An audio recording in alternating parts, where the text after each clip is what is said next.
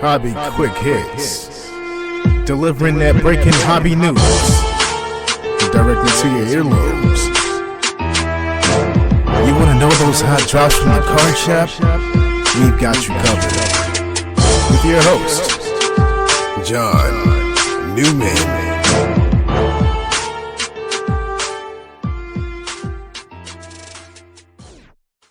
John Newman, Hobby Quick Hits, episode 204.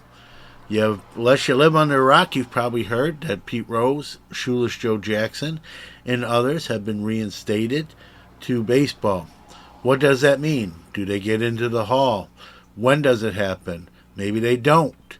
What's the hobby fallout? What's the hobby initial reaction? I know others have weighed in. This episode, I give my 2 cents. And we're going to kind of really, find out the timeline, when's the earliest things can happen, why they might not happen like people expect it to be, and again, what's the hobby repercussions. And we're seeing those right off the bat. We don't have to wait for a Hall of Fame induction if it was to happen to see the effect. So we're going to deep dive that. It's not going to be a long episode, but we're going to kind of look at this situation and, what may occur and how it affects the hobby we love. Okay, now a quick word from our great sponsor, followed by the new product release schedule. Then we'll go around the hobbyverse to tell you all the latest hobby happenings and news. Then we'll tackle today's topic of discussion. Hi, this is Pat Hughes, Cubs announcer, coming to you from the Sports Card Shop in beautiful New Buffalo, Michigan. The Gocher family has built an incredible place here for collectors to buy, sell, and trade cards and memorabilia. Be sure to stop by and let them show you around.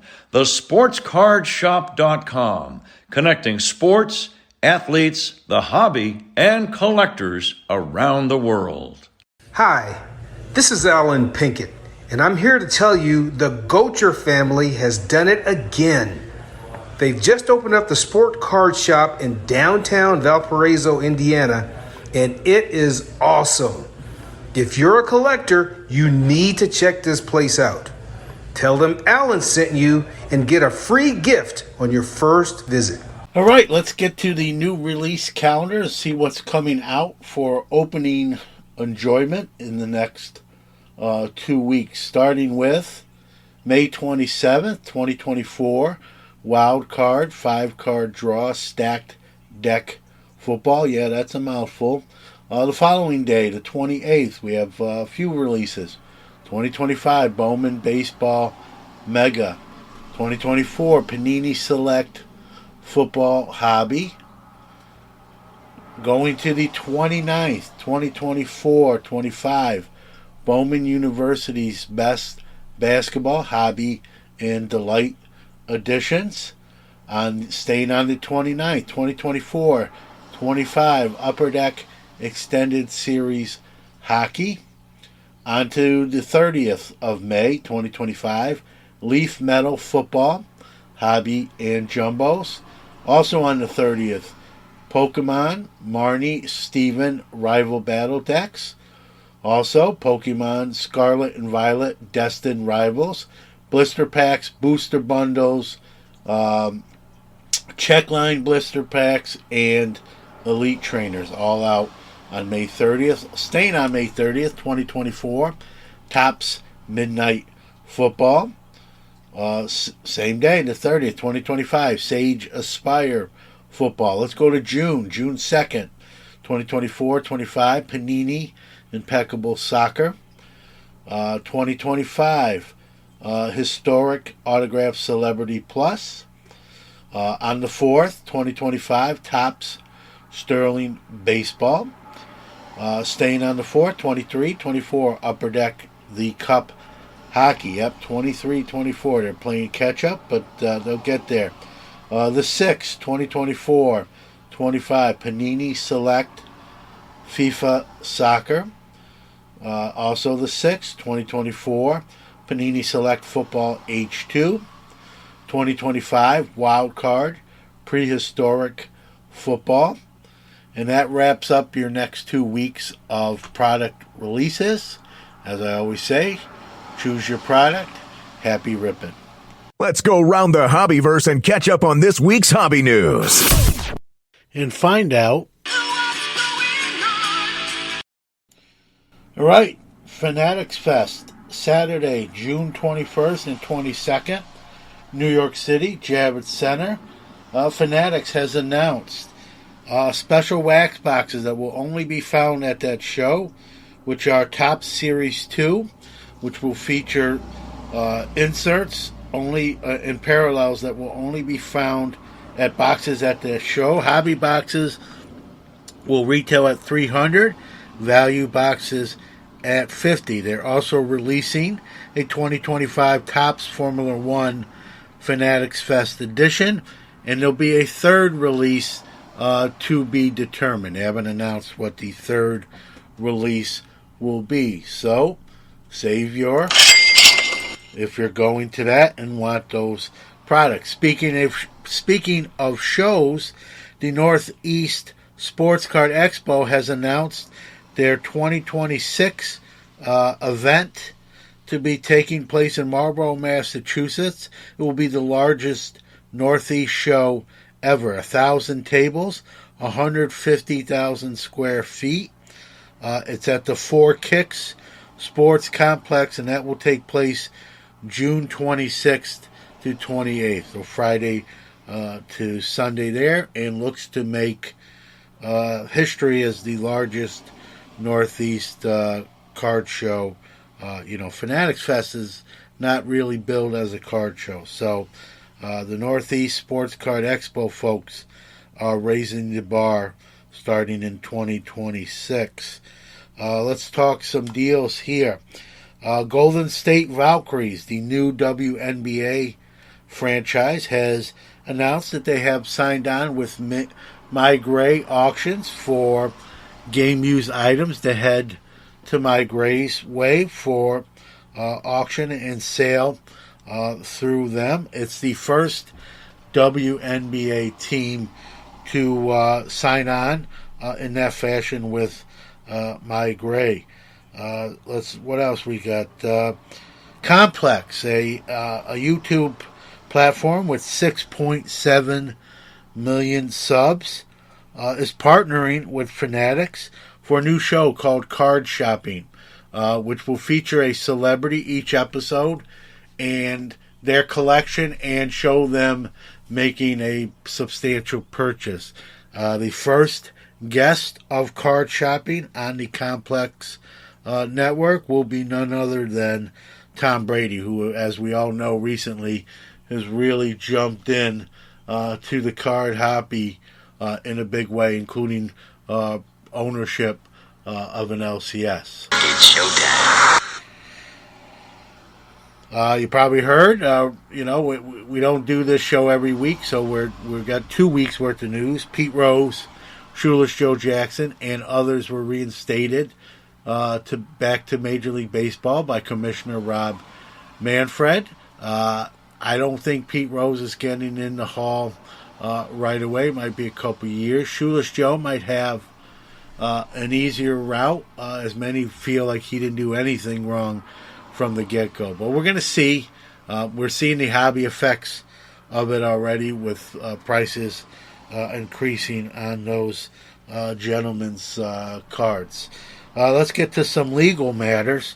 Friend of the show and fellow Brooklynite, Greg Kreinler, with the aid of another show alumnus, lawyer Paul Lesko, have won a lawsuit, or have settled a lawsuit, I should say, against Action Nor, who took a Grindler Lou Gehrig painting and made a card for sale on eBay of it.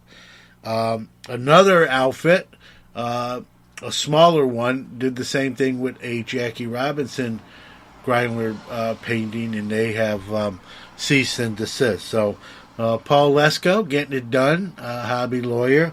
Maybe we'll have to have him back on, and maybe we could do a show with him and Craig and kind of talk about all this kind of stuff that, people robbing other people of their intellectual and their work, right? Not good. So good for Craig and good for Paul representing Craig. No soup for you! So no soup for people who steal other people's work, which is horrible. All right, we can't do an episode without some sort of national talk, but let's not talk about this year's national. Let's talk about the 2028 national, which will be either in Atlanta, Georgia, or Detroit, Michigan. In Atlanta, we'll be if it is Atlanta, we'll be at the Georgia World Conference Center, which is right near the football stadium.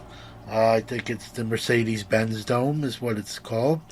And if it's in Detroit, it will be at the Huntington Place Convention Center. So we know the Nationals in Chicago this year, and then the next two in 2026, 27. But the 2028, to be determined by vote of dealers, will either be in Atlanta, Georgia, or Detroit, Michigan. If you ask me which one, either one, right? And nothing against Chicago, but I do want to see the National move around. So whatever the voters decide, Detroit, Atlanta, really you won't get any kind of... I think they're probably the same distance away or pretty close. I really haven't done the math. But we'll see, and, it'd be nice to see it at another location. So I guess I'd say I'm kind of rooting for Atlanta because, we haven't had one in the South since I've been going to them anyway. I know they've been there before, and Atlanta has hosted one previously, but many, many moons ago. So we'll see how this all shakes out. And now, our feature presentation. Major League Baseball Commissioner Rob Manfred has spoken, and he has reinstated the following 17 players and people from the Major League Baseball's ineligible list. They are all deceased, which is what he cited to reinstate them, that a lifetime ban should end upon death. The 17 players and people are as followed. They are obviously headlined by Pete Rose and Shoeless Joe Jackson, who in my opinion are the only two on this list that could be Hall of Fame folks. The other 15, I don't believe so. But let's go over the other 15 as well to be fair to them. Eddie Chicott, pitcher for the White Sox during that scandal. He got lit up in Game 1, but he only allowed one earned run in his two following starts. And it's rumored that he was in on the fix, played bad in that first start, and then changed his mind and played well the next two starts. He was actually acquitted on the charges. So there's him. You got Happy Felch, another Black Sox scandal guy who batted 192 during the series. Chick Andell, the organizer of the scandal, who got the ball rolling, batted only 233 during the series. Fred McMullen, another player. Swede Risberg, who went 2 for 25 during the series, was reinstated. Buck Weaver, a player who really didn't play in the series, was banned because he knew about the scandal and said nothing about it, just kind of stood idly by. Lefty Williams, one of the poster boys for the Black Sox scandals, White Sox starter, took 3 L's in the World Series, and until 1981, he was the only pitcher to lose 3 starts in a World Series. So he was definitely on the take. He's reinstated. Joe Gideon and Gene Paulette, they were non-World Series participant players, but also knew of the scandal and said nothing, so they were banned. They are now eligible again. Lee McGee, who had nothing to do with the Black Sox scandal, but he fixed a Cubs game and was banned. He is back. Benny Koff had nothing to do with betting or that, but he was convicted of some crimes and faced a lifetime ban. Phil Douglas and had an argument and disagreement with John McGraw, the manager, and sent a letter to another player saying he would sit out games so the Giants would lose. That cost him a lifetime ban. Jimmy O'Connell and Cozy Dolan in 1924 fixed games against the Giants. They served a lifetime ban. And lastly, the only non-player to get a lifetime ban, William Cox, who was the owner of the Phillies for 276 days, was caught betting on baseball and became the first non-player ever to be banned from the game. He has been reinstated. So 17 people reinstated, but obviously we're going to talk specifically about the two people who can legitimately get into the Hall of Fame now. Let's start with Shoeless Joe. He's a career 356 batting average lifetime hitter. That's fourth all-time in Major League Baseball history. He did take the $5,000 in the Black Sox scandal, but then proceeded to hit 375, 18 points, 19 points higher than his career batting average in the World Series. He had no errors, and he hit the World Series only homer. So what basically people will tell you is he took the money but didn't tank. Again, he batted 19 points higher than his career average in the World Series, made no errors, and hit the series only home run. So many will account to that. Yes, he took the money, but he didn't tank the series. He's been on the ballot a couple times before his death, but was not voted in. May happen now. We're going to get into that in a little more specifics. Let's go to Pete Rose, 303 lifetime career hitter. He's the leader in Major League Baseball history in the following categories: hits, games played, doubles, singles, and he's got 3 World Series rings. Also leads in at bats. He's a Rookie of the Year winner. He's won 3 batting titles and an MVP, and he's won the most games as a player. He's appeared in more W's as a player than any other player in history. Charlie Hustle, Mr. Baseball, whatever you want to call him, did bet on baseball, but claims to have never bet against the Reds or the team he was managing. I actually believe that. Now, rules are rules, but the ban has been lifted. But, you know, if you think they're going to get in the Hall right away, talking about Shoeless Joe and Pete Rose, you might have to wait a couple years. So what happens now is, for the Baseball Hall of Fame, there's a historical overview committee. And what they do is they come up with a list of 8 names, which are forwarded to the Classic Baseball Committee. They're not scheduled to meet next until December of 2027. So over 2.5 years from now. There's 16 people on that committee that will meet in December of 2027. And 12 of those 16 voters have to vote yes for those 8 names to get elected into the Hall of Fame.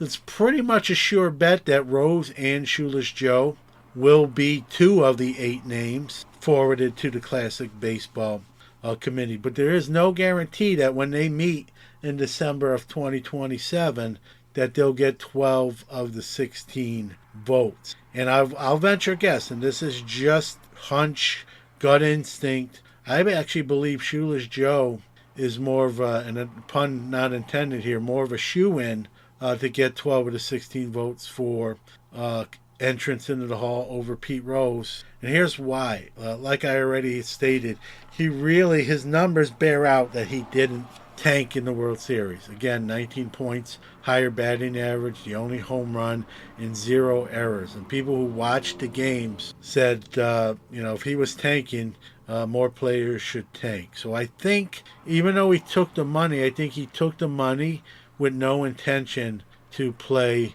a lesser style of play in the World Series. So I think that helps his cause. Pete Rose admitted he betted on baseball.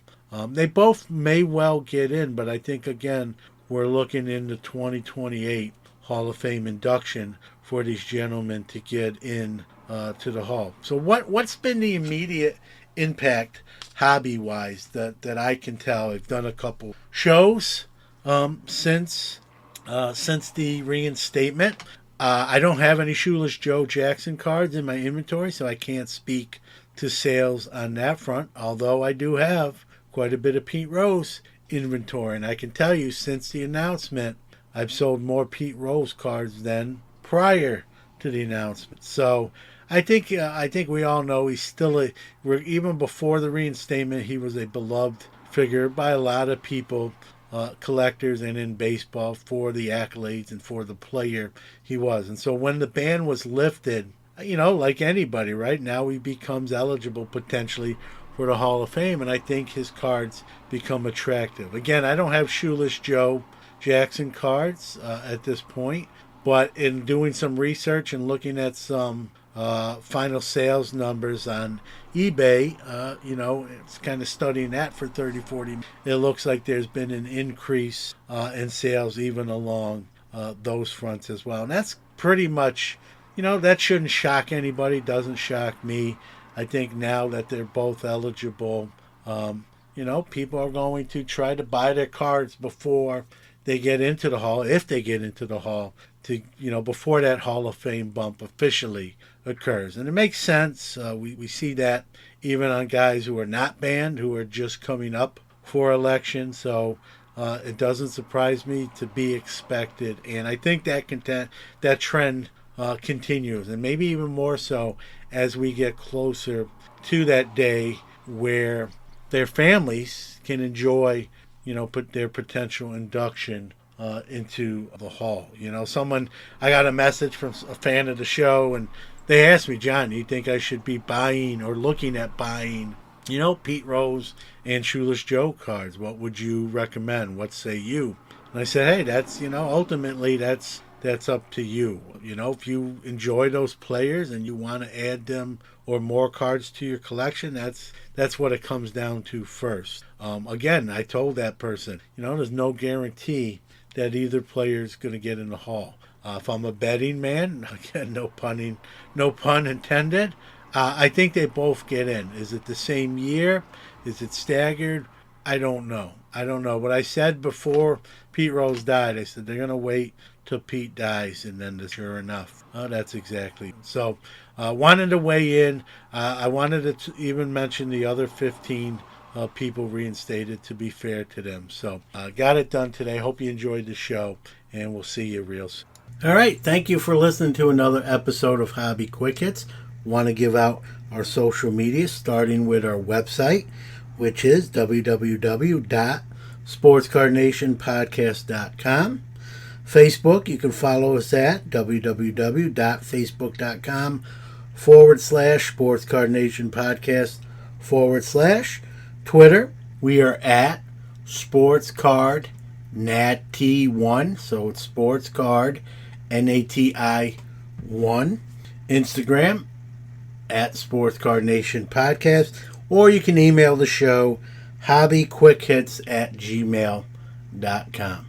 Again, thanks for listening. We'll see you next week.